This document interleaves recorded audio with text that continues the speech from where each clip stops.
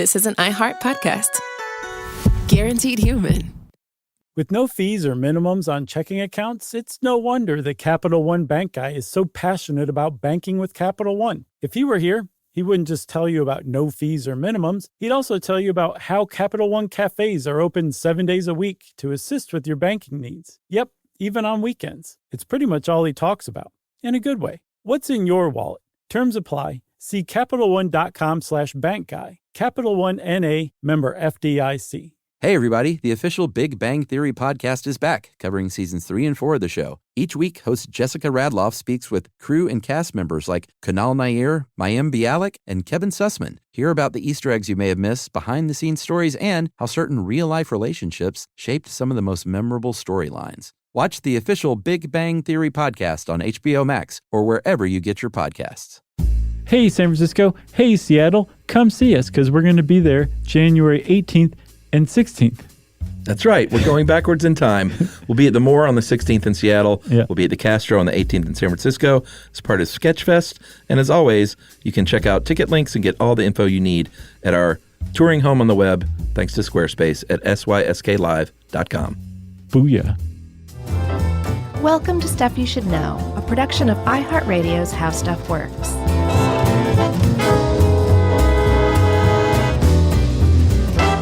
Hey, and welcome to the podcast. I'm Josh Clark. There's Charles W. Chuck Bryant. There's Jerry over there. Miso free since 93, which is not true at all. But it does rhyme, so it's catchy. It could be maybe Miso 3 since 3 o'clock yesterday afternoon. Yeah, maybe. No, that doesn't count because she's still got that little hunk in her teeth. Oh, God. So, Chuck. Yes. We are gathered here today to discuss probably the most important topic we've ever covered. The most hard-hitting, timely topic that we've ever taken on, and I'm not sure if we're up to the task, but we're going to give it a try. And what we're talking about today are gap years. Yeah, did this remind you to the old days of Stuff You Should Know? Yeah, a little bit. Hopefully not the new current days of Stuff You Should Know. When the occasional topic would come along that's slight, and we do it anyway? Yeah, because, as everyone knows, but we haven't said it for a while, we are dedicated to explaining absolutely everything in the universe, and that includes gap years. This is a thing. And I should also point out, too, the reason I picked this, it's not a turkey. I got Thanksgiving on the brain, but it's not a turkey. No, that was good, though. No, the reason I picked this was because when I was a teenager, I had never heard of a gap year. And up until very recently, I had heard the term and thought it meant taking a year off after college before you go into the workforce. Yeah. I did not know it was post-high school. You could totally do that if you want to completely ruin your life. Oh, shoot. I didn't enter the workforce till I was in my 30s. No, it's true. It's true. I had jobs. Right, yeah. So, no, it's a gap year from what I understand is, like you said, it's taking a year off between high school and college to do things like find yourself, to make yourself a more creative person, to see the world, to immerse yourself in other cultures. Maybe volunteer. Yeah, volunteering is a big one. But the crux of it is that you are becoming a more mature person during this year between high school and college, almost like it's a rite of passage. And that when you're done with this year and you go to enter college, you're much stabler. You've worked on things like grit and resilience, and you're a much wiser person than you would have been had you just hopped from high school off to college. That's the idealized version of it. Yeah, that's the idea. Like I said, I did not know this was an option to me, and maybe that's because I'm an American like you. Yeah. Because this is not. It's gaining some traction in America, but it is certainly not. We're not gap year heavy here in the States. It seems to be very popular in Europe, especially among the Brits, and then especially among the Aussies. They like to take a year off and go see the world and do stuff and kind of decide what they want to do in college. Yeah. And I mean, it's been around for a little while, but it really did just kind of stick to the UK and then Australia. And even still today, like I'm sure there's plenty of people who have no idea what a gap year is who are listening to this. Did you do it? Or I know you didn't do it, but did you know this was a thing? No, I didn't. I think in the United States, it does happen more than we realize, but people don't call it a gap year and it's not necessarily intentional. Did you take a gap year? No, I didn't. You went right to college? Yes, I did. And I just kind of worked my way through. And over time, actually going from college to college, I actually kind of became a much better student than I was had I just followed like a traditional path. Oh, yeah? Yeah, where you just go from, one high school to your, college of choice. Mm-hmm. So I guess I had some of the benefits of a gap year, but I didn't just take a year off and travel or even, work or anything You like took that. a year off while you were in school. Right. I'm like Van Wilder and Ferris Bueller rolled into one. I will say this, I've talked about it before. It took me 6 years to complete my degree at Georgia, and the first 3 of those years, I was completely up to date, and then it took me 3 more years to get that final year. Well, yeah, what was it that stretched it out? I just tapped the brakes, man. I was having a good time, and I had dropped my first classes like my junior year. I was like, man, that feels good to go to a class once and be like, nah, what? I'm not going to come back. Yeah. And so after I did that a couple of times, I felt, and I was, paying my own way at this point. My parents helped me out the first couple of years, and then I kind of just worked my way through. Oh, good for you. But I was like, I'm going to do it Chuck style, and I'm just going to slow my roll. Mm-hmm. And I love Athens, and my friends are all here, so I'm just going to take maybe a class a quarter, maybe 2, and it takes me how long, it's going to take me how long it takes me. So that song, Don't Go Back to Rockdale, like really spoke to you. Don't go back to Rockville? Well, no, it was originally Rockdale. It was? It was a Michael Stipe song maybe, or he had something to do with it. And they were talking about like Conyers. Oh, really? Uh-huh. I did not know that. And the reason I also said Rockdale is because I couldn't remember what they ended up naming the song. Right. But it really was originally Rockdale, I swear. I believe you. Yeah, Rockdale County. I swear. So you used the Spicoli method of graduating your senior year. Yeah, I was, we're Gen Xers, so we very famously, as a generation, weren't like chomping to jump into the corporate workforce when we were 22 years old. Right. We were way too cynical for that. No, man, I had no aims to get a real job anytime soon, so. No, and did you have friends, because I certainly did, who, man, hit that track, were in business school, like had their major completed in like 3.5 years, maybe went on to get their MBA and were miserable by like age 22. Well, I knew people, I wouldn't say my close friends, because my close friends were all sort of in my boat, which is to say the slow steamer paddle boat. At the Spicoli method. At the end of the race. Yeah, but I knew of people who did that, and they, some of them got jobs, like real jobs at 23 years old. And I don't know, it seemed so weird to me at the time. But now that's sort of what it seems like most people are trying to do. No, it's true. And I remember like all of those people are the ones who've had 401ks for like 15 years longer than you and I have. Yeah, good point. But they also, if I remember correctly, were to a person miserable, at least at some point immediately post-college. They were not happy people. And a lot of that reason is because you get burnout. And I was researching burnout, and it's definitely a thing. It's its own thing, but I couldn't find any studies on like, what was actually going on neurologically or biologically. So it can't be its own show? No, I was kind of hoping, but it is treated as a real thing. It's school burnout, study burnout. And there's this idea that if you just kind of hit the books too hard for too prolonged a time, you develop a mental and even physical and emotional fatigue to where your stress level is just at such a high pitch that you're basically your baseline is raised, and you're cognitively affected. You're perhaps you develop a diagnosable mental health disorder.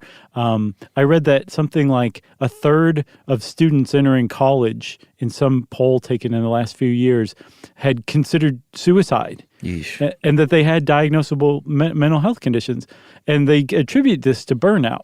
And so that is one of the big marks in the favor of taking a gap year, is this idea that you can cut that cord of straight from high school to college and then into the workforce, and just like take some me time and do something different and really explore yourself in the world. And in doing so, you'll kind of recharge your batteries, and you can hit college with a fresh start rather than grinding it out from high school straight into college. Yeah, and I also should add this. Back when we were in high school and applying to colleges, it was a different deal. Like I didn't have to work very hard in high school to get A's and B's. Mm-hmm. My high school, it was a good public high school, but it was not that challenging. Is that the social experiment high school? No. Okay. No, it was just a regular high school. But do you remember, like, didn't you have, like, no walls and just windows were up high? Yeah. Did you see all those people who wrote in and said, Josh is right, this is like an actual experiment that was done in the 70s? Well, maybe they'll publish the findings, because I didn't, it was a secret experiment if it was one. Okay. But it just wasn't that hard. And so I was never burnt out and felt like, boy, I could use some time off. And then getting into college was a lot easier back then too. Yeah, before the Hope Scholarship. Yeah, it was not nearly as competitive even for state schools. And there are high schools, though, like that are really tough now. Public high schools, Roswell High School here in the suburbs is notorious for being really, really hard and competitive. And like there are 17-year-old kids suffering from academic burnout because of such a challenging environment. And then trying to get into the schools, with I have a 4.0 and it's not good enough. And it's like, are you kidding me? You're right. It's like a 4.0 in our days. You kind of write your ticket, Oh, yeah. You go to Harvard, Yale, Princeton, you had your pick, basically. But all that is to say that I get the benefits for sure of a gap year these days. Yeah, because I think what you're saying is that things have changed since we were in high school or college. Yes. Yeah, and like I guess it's that whole rise of helicopter parenting where kids are just, like, it's not good enough to have good grades. You have to have a well-rounded resume by the time you are trying to get to college. And kids are probably way more burned out today than they were back in our day. Yeah. Back in our day, if you were burnout, it meant you smoked a lot of pot as a teenager. Burnout was maybe a completely wore a jean different thing. jacket. Right. So there is a gap year. There is such a thing. And like you said, it's kind of popular in Britain. There was a little lull in 2011, I think between 2011 and 14, where it dropped significantly, which we'll talk about later. But it's steadied again, and it seems to be a rite of passage among British high school kids that's here to stay. It's kind of a thing. Not everyone does it. In fact, not even close to the majority does it, but a significant amount do. And in the United States, it's far less. It's something like 11% in Britain compared to 1.2% in the United States. That was back in 2011. Yeah, these are sort of old, but I bet you it's not too different now. Right, yeah.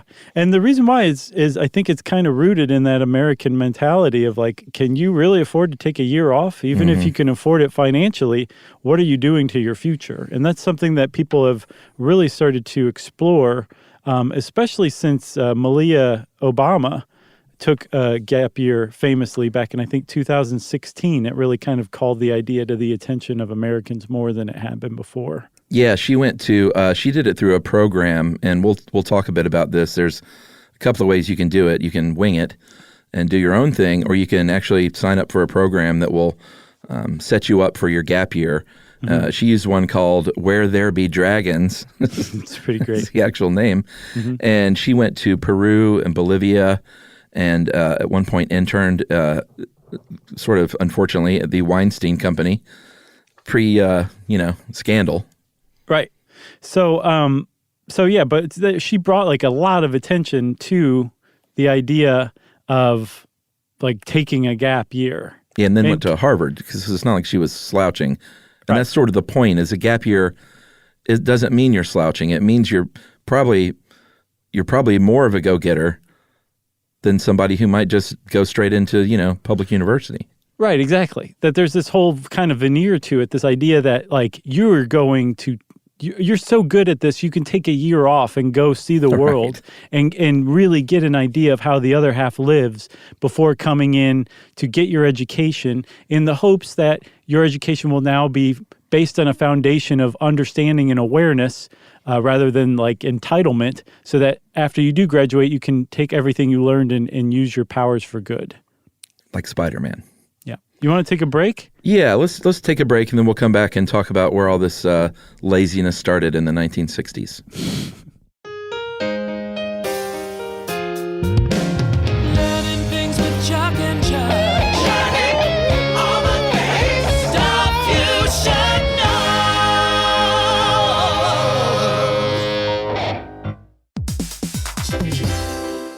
Hey, everybody, here's a fact for you. In the United States, there is a break-in every 26 seconds, and that means that somewhere right now, an intruder is getting closer. And the problem with most security systems is that they only alert you after the break-in has started, and that's too late. Well, that's what makes SimpliSafe different. They use alerts. SimpliSafe's U.S.-based live agents, they identify threats on your property and help deter them before they actually break in. So the intruder never gets into your house. The crime is stopped before it even starts. That's right. And another great thing about SimpliSafe is they have no long-term contracts. They give you peace of mind and great value with their monitoring deterrence plans, because they just start at about $1 a day. Yeah, SimpliSafe sent us a setup years back, and I still use mine every day. Yeah, and apparently setup, you can do it by yourself in under 30 minutes. So it's a really good value, and it doesn't take long. So if you want to experience the SimpliSafe peace of mind, you can take advantage of the SimpliSafe discount offered to Stuff You Should Know listeners. Right now, you can get 50% off your new system by visiting simplisafe.com/stuff. That's half off at simplisafe.com/stuff. There's no safe like SimpliSafe.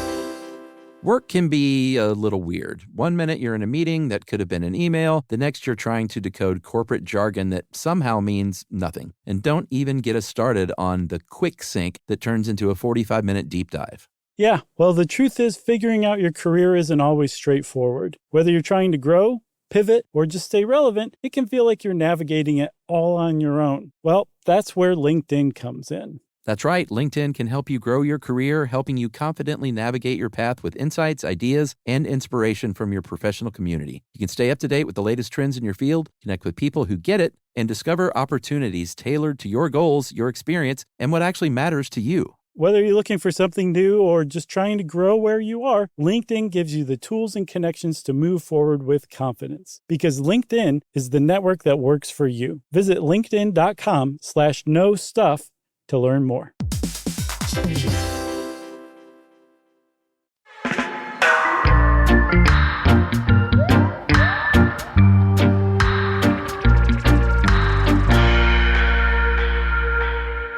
All right, Chuck, so it's kind of appropriate that the gap year started in the 60s.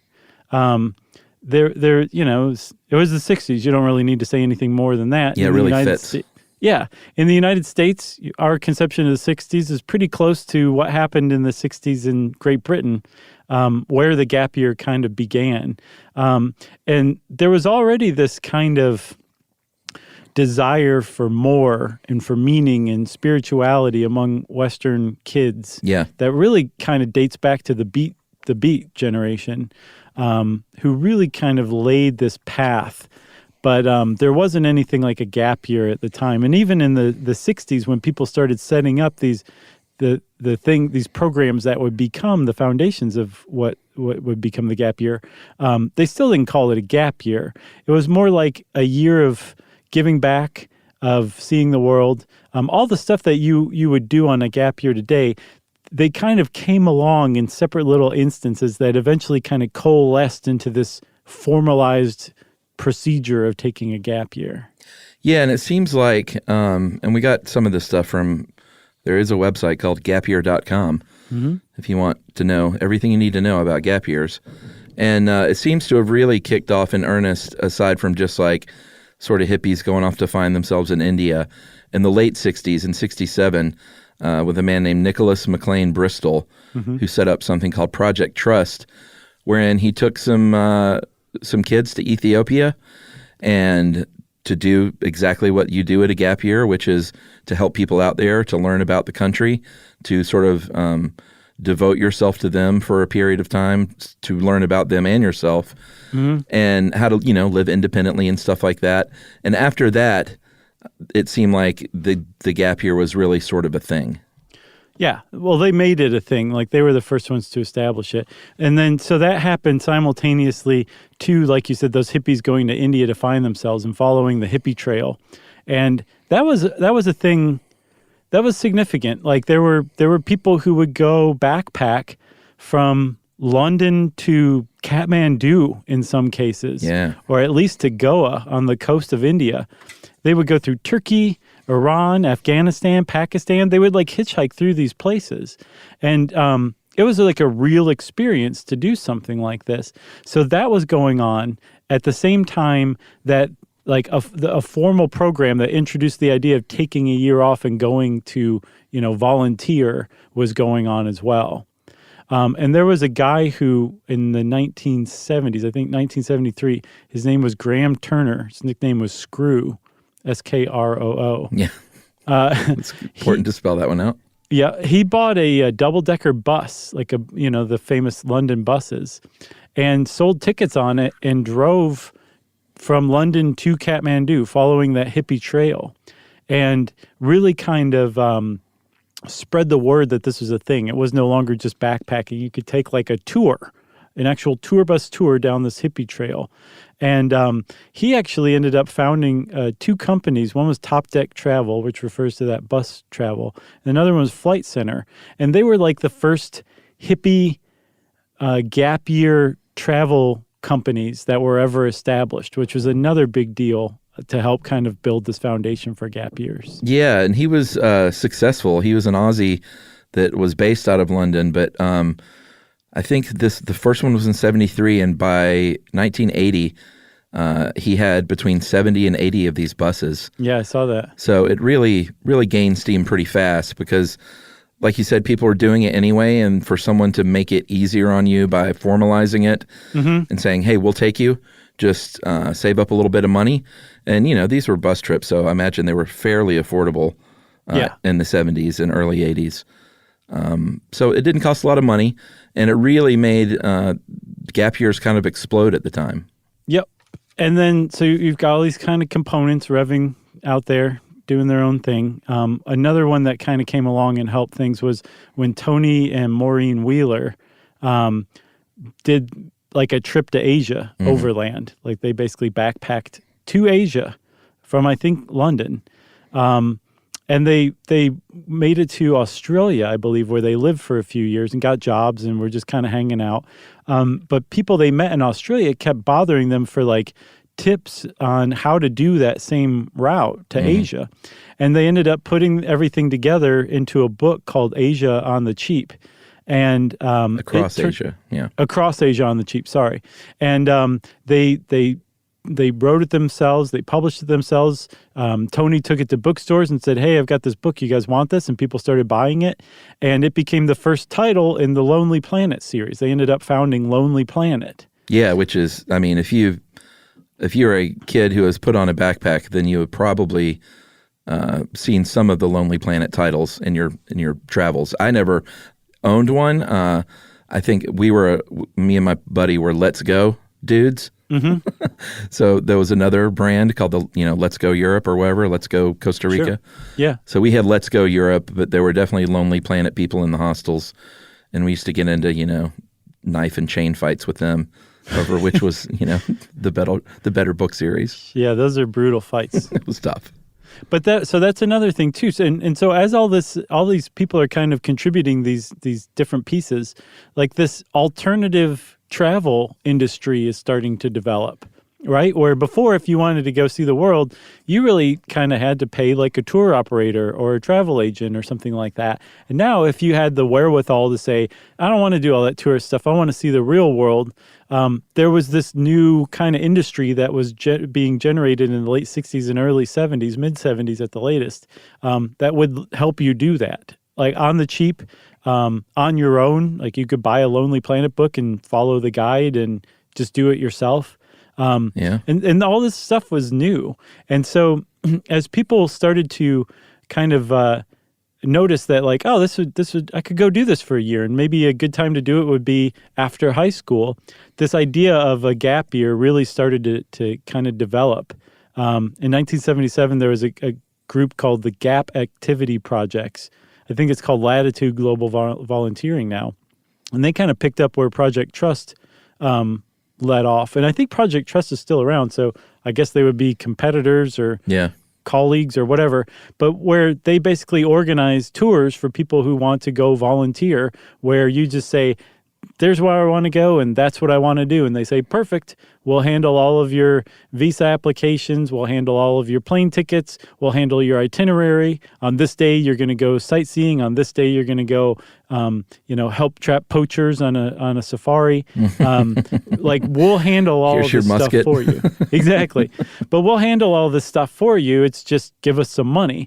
And that's really an important point that gets kind of overlooked. Like what this is a sector of the travel industry. And like a booming, thriving sector of the travel industry where other parts of the travel industry are in real trouble or were for a little while from things like Expedia and things that let you do it yourself. Oh, the internet.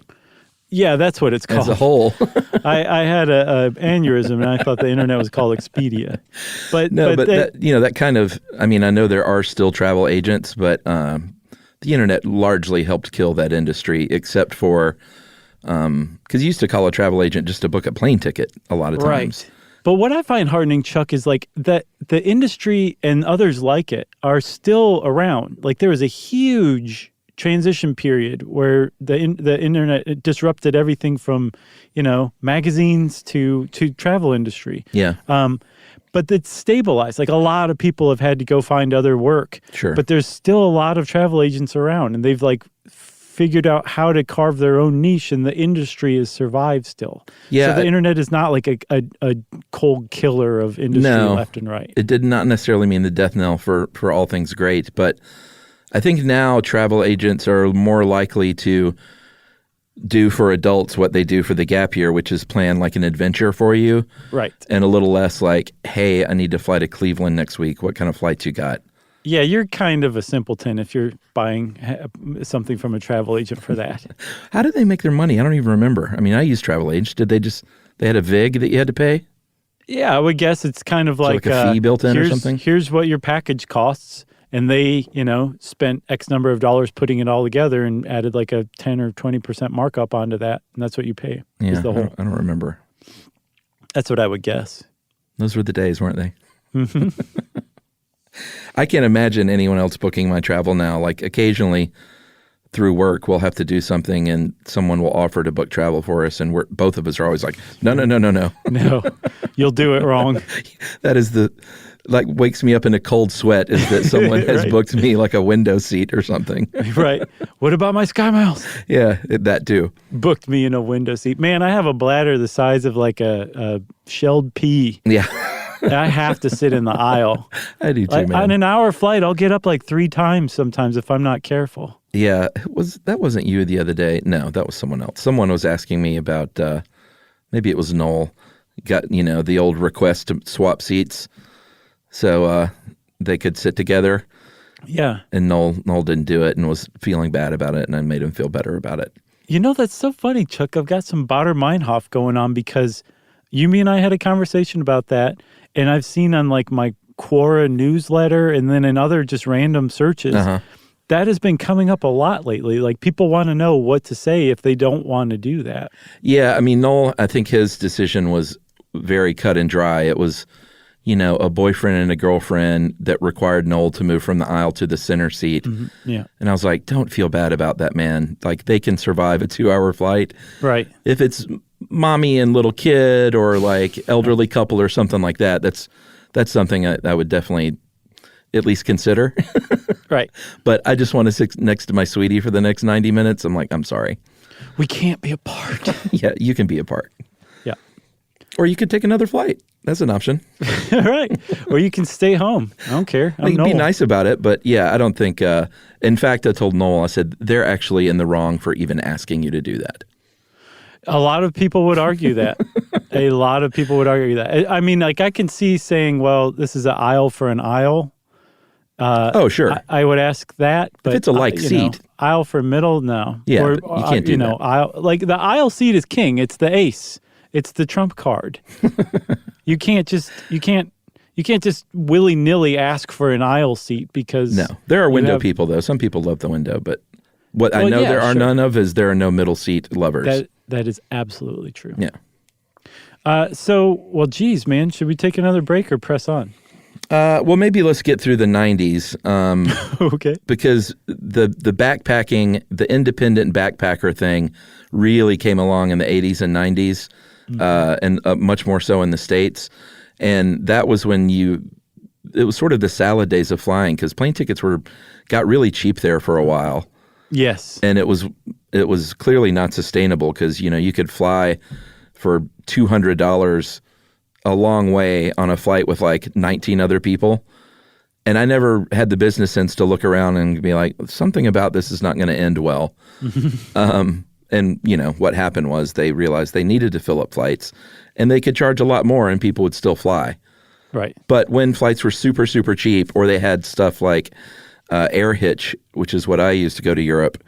I don't know if they still have Air Hitch, but there are a lot of little you bought a coupon basically What? for like $150 that said, you go to the well, basically you go to the airport on this day and we will put you on some flight to Europe.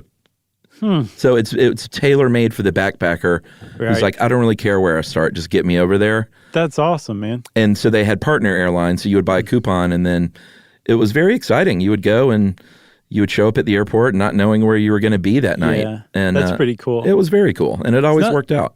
Not so great if you have a meeting in Munich that day. No. But because that's really rolling the dice. But it was super cheap. I think it was like $300 round trip to Europe. Wow. Yeah. Yeah, even in like the 80s or early 90s, that was super cheap. You can't fly to Nashville for that now from Atlanta. No. Try it. You can't do it. Can't do it. So, the 90s kind of saw a bit of an explosion, especially in the UK, because there was this now kind of structure that people could just kind of jump into and say, I'm taking a gap year, see you next year. And they could just choose what they wanted to do. And they could also find out what they needed to do. They could get information a lot more easily thanks to gapyear.com, that website that you cited earlier. Yeah. That was founded in 1998, and it's widely considered one of the first social media sites. And it's exclusively for people taking gap years, and it always has been, and it's still around, and they still give great advice on, what to do during a gap year, how to do it, how to cut costs, what programs are good, what aren't. It's just a good website. Yeah. So how about we talk about all that stuff after another break? Oh, okay. Learning things with Chuck and Chuck. All the things, stuff you should know.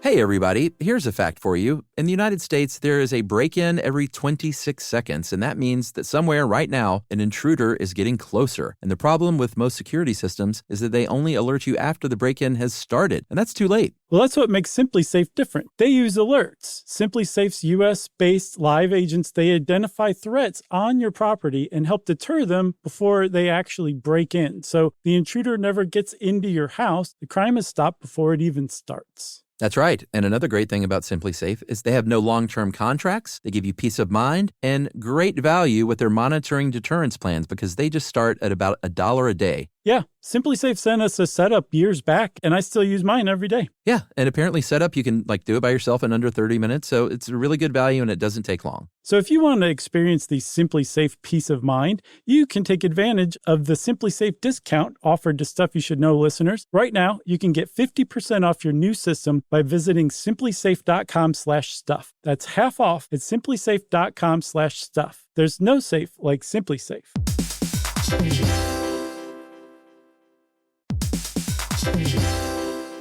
Work can be a little weird. One minute you're in a meeting that could have been an email. The next you're trying to decode corporate jargon that somehow means nothing. And don't even get us started on the quick sync that turns into a 45-minute deep dive. Yeah, well, the truth is figuring out your career isn't always straightforward. Whether you're trying to grow, pivot, or just stay relevant, it can feel like you're navigating it all on your own. Well, that's where LinkedIn comes in. That's right. LinkedIn can help you grow your career, helping you confidently navigate your path with insights, ideas, and inspiration from your professional community. You can stay up to date with the latest trends in your field, connect with people who get it, and discover opportunities tailored to your goals, your experience, and what actually matters to you. Whether you're looking for something new or just trying to grow where you are, LinkedIn gives you the tools and connections to move forward with confidence. Because LinkedIn is the network that works for you. Visit linkedin.com/knowstuff to learn more.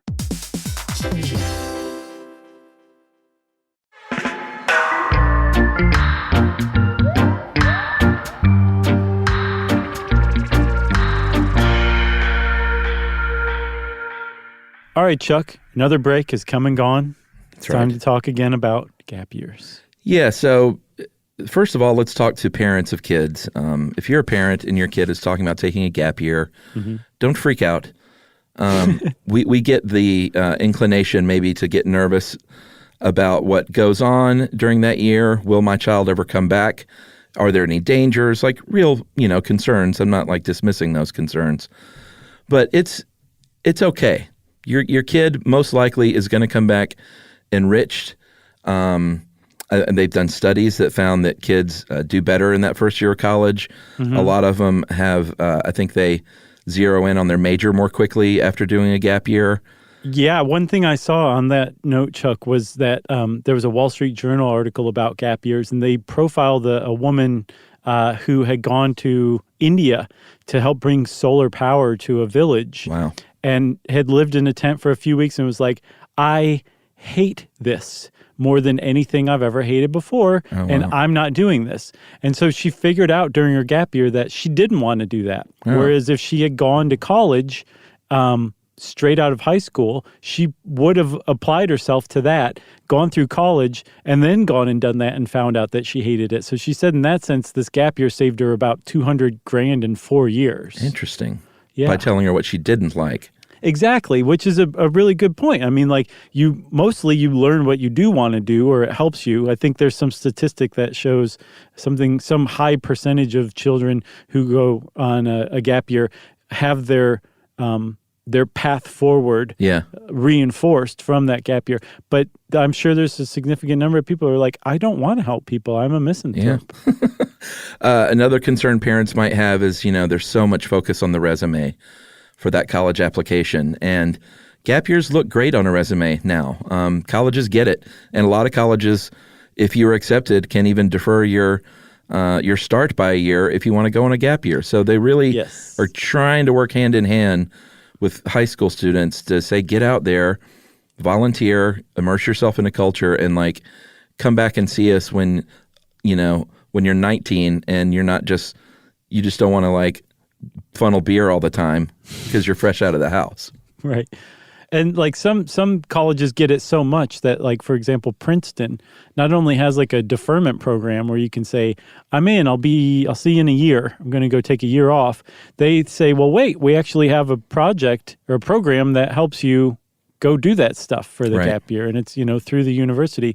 And FSU, Florida State University, has a program where if you defer for a gap year, you're automatically considered for financial aid to help you on your gap year. Oh, cool.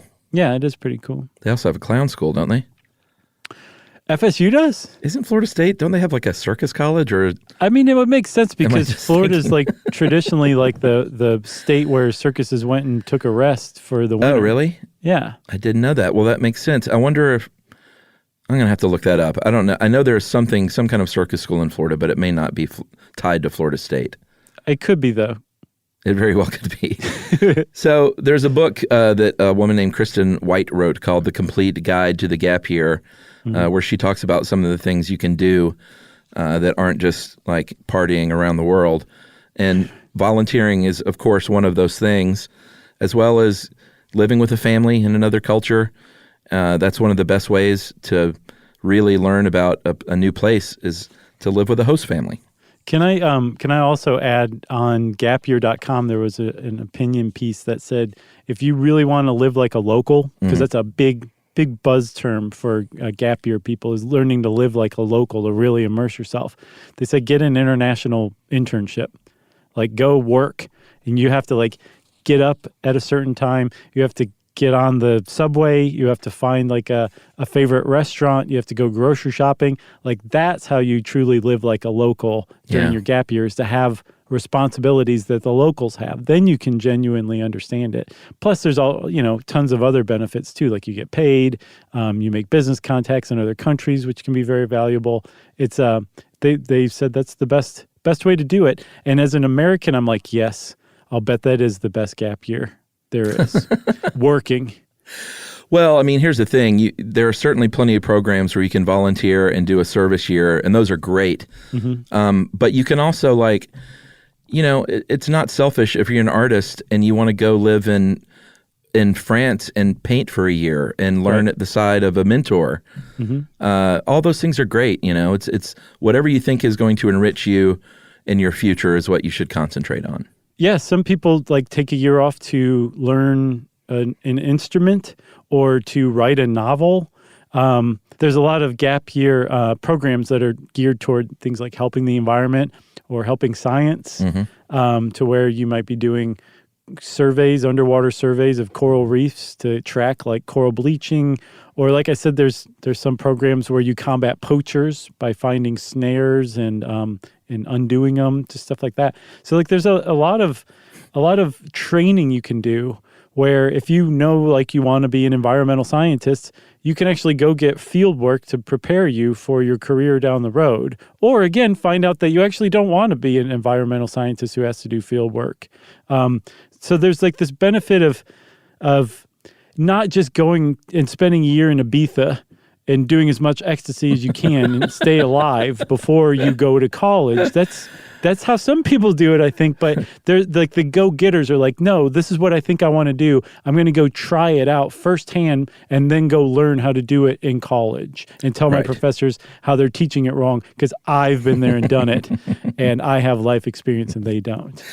Yeah, and like we said, there's not a ton of studies, but they have. We talked a little bit about some of the results. There are other surveys that said, that say you're going to come back feeling very independent, more mature.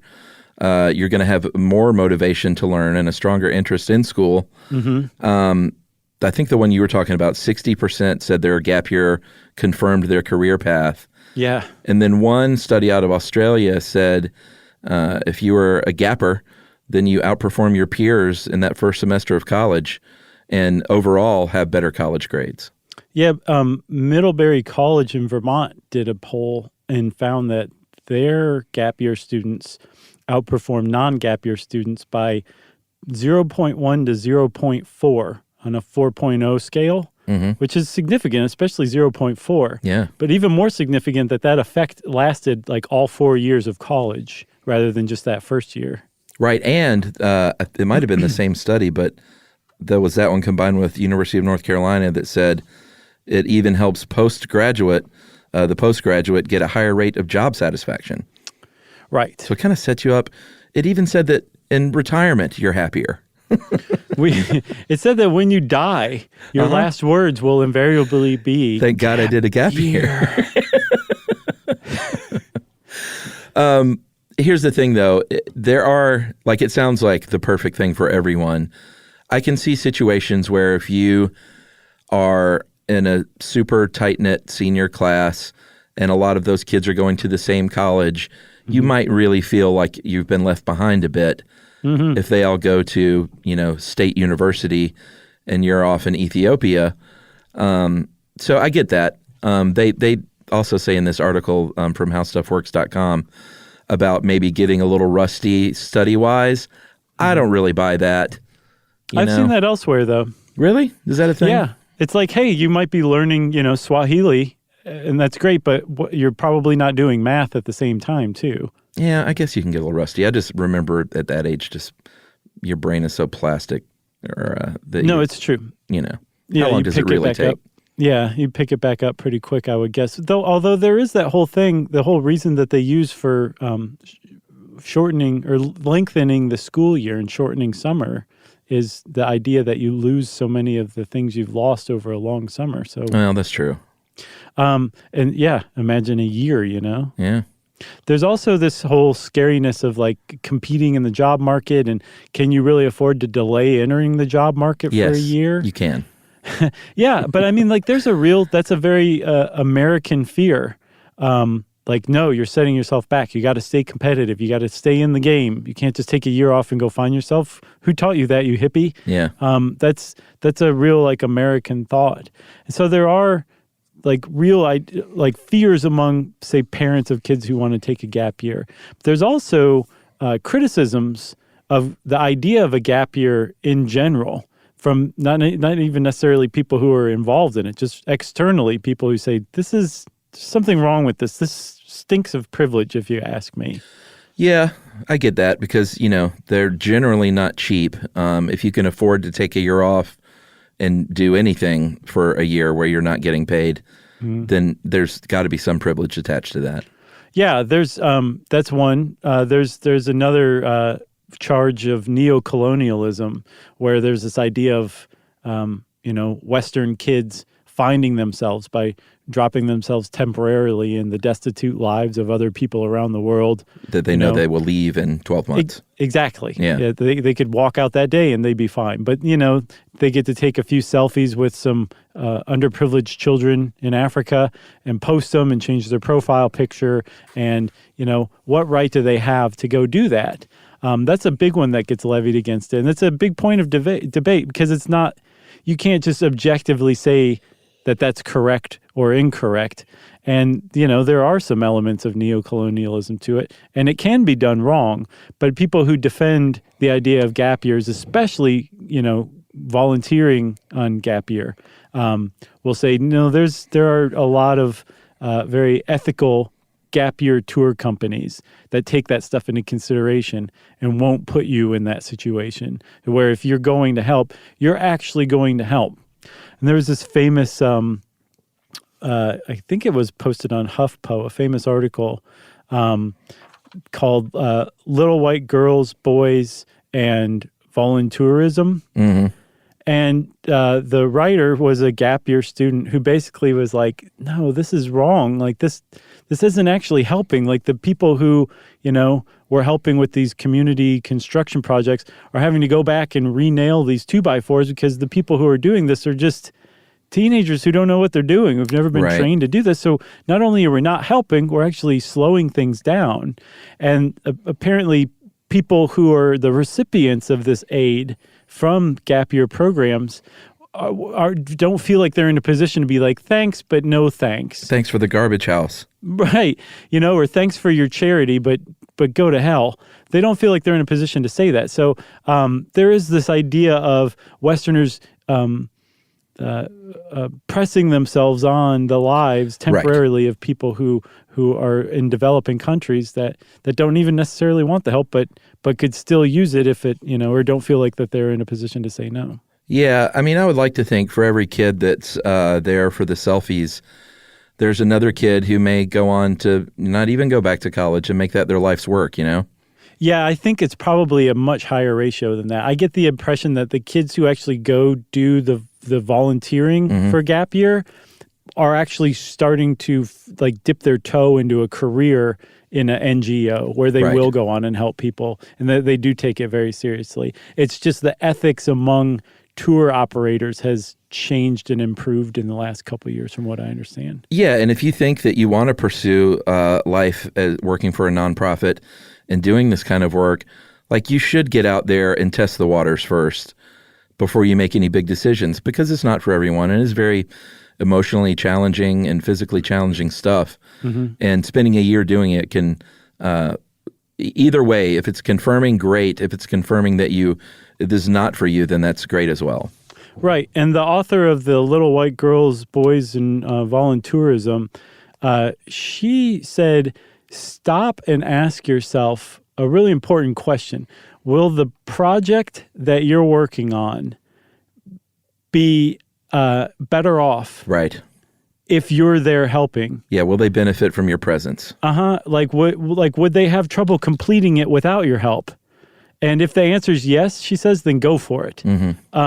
But if the answer is no, then maybe reconsider what you're doing, or take the time to go learn that skill first, so that you are actually helping. And the author's name is Pippa Biddle, which is maybe the most British name anyone's ever given their child. So, if you are planning to do a gap year, take some time to really think about how you want to do it, because there are myriad ways and directions that you can go. Think about what you want to get accomplished, whether it's learning how to paint better or volunteering or helping the environment.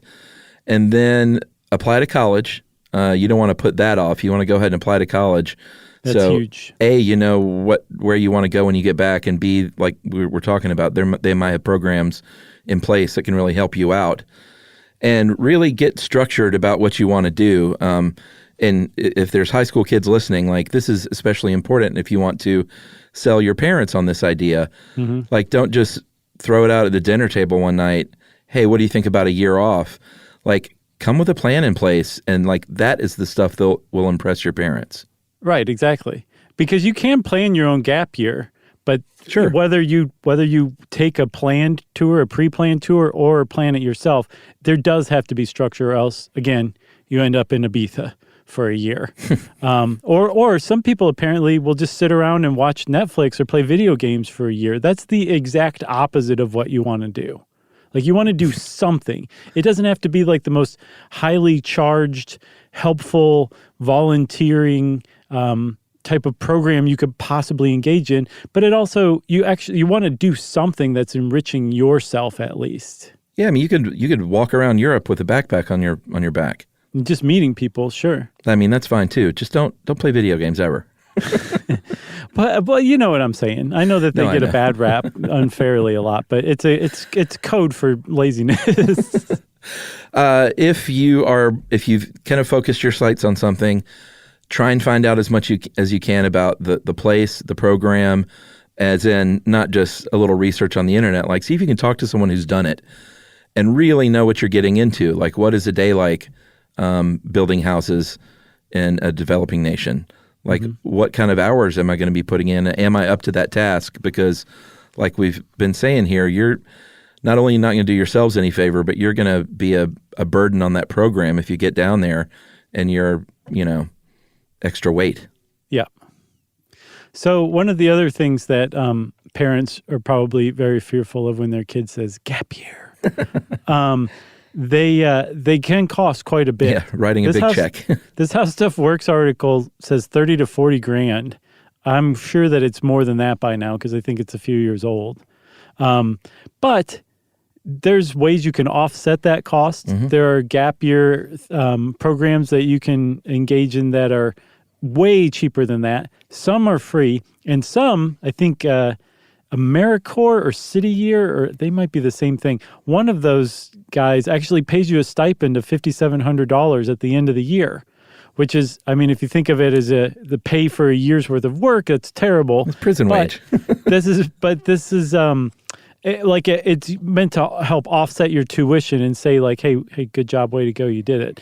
But they don't charge you a dime. And some other places also will give you free room and board, typically with local families. So not only are you getting free room and board as part of the program, you're also immersing yourself in that culture by living with that family. Yeah, and sometimes universities even have programs where you can earn school credits. That not necessarily that you can just take anywhere, but that you can use for your specific university that you have pledged to attend. I saw somewhere, though, that you want to be very careful with that, because if you do a deferment program where you say, I'm applying to college, great, I got in, I'm going to take a year off for a gap year, and they say okay, some universities aren't okay with you taking credit courses at another accredited university. Oh, so really? you want to check with them first before you do that. I think that's it. You got anything else? Got nothing else. Do it, kids. Gap it up. Yeah, and if you took a gap year, let us know. We want to hear about it, how it affected you or didn't affect you or whatever.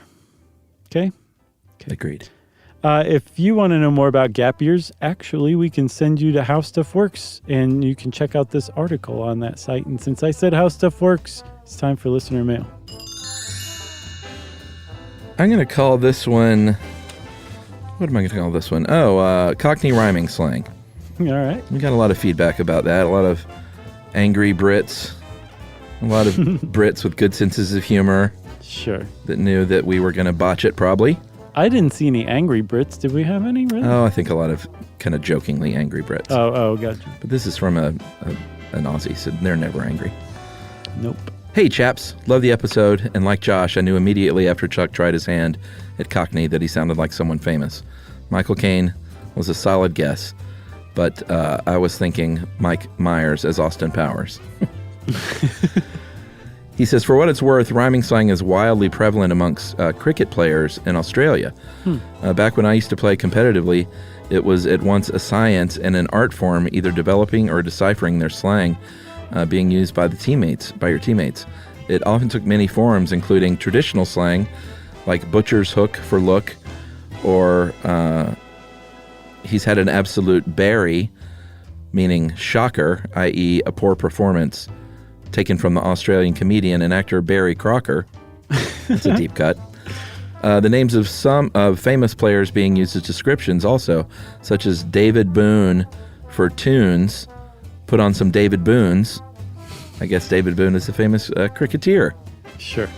As you might imagine, when you're spending all day standing in a field in the Aussie sun or watching others do that from the sidelines, you look for any activity to keep your mind engaged. Rhyming slang was a hilarious mainstay in that respect. Enough from me. Keep up the good work, guys. You're my daily dose of a good old bubble bath.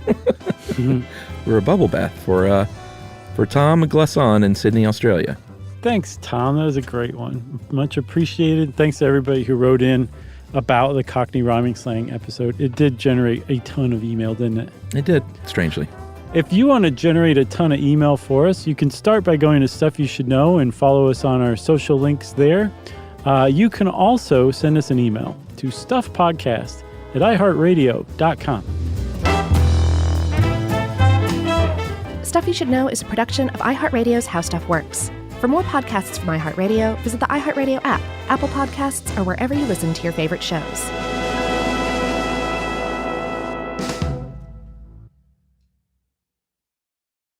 You're listening to a podcast, so you're doing something else too, like maybe scrolling home listings on Redfin, saving places you like without thinking you'll get them, because that's what house hunting has become. But Redfin isn't built for endless browsing. It's built to help you find and own a home. Redfin agents close twice as many deals as other agents, which means when you find a place you love, you've got a real shot at getting it. Redfin helps turn saved listings into real addresses. Get started at redfin.com. Own the dream. What's up, cousin? I want a new phone. Have you seen any good deals? Everyone has free phones, but when I switched to T-Mobile, I got more value and so much more. Like streaming included. And travel benefits. And the best part? The price of your talk, text, and data is guaranteed for 5 years. Get more benefits and more value. At T-Mobile, families save and get a 5-year price guarantee. Switch now at T-Mobile.com. Qualifying plan requires price guarantee on talk, text, and data. Exclusions like taxes and fees apply. See T-Mobile.com. This is an iHeart podcast. Guaranteed Human.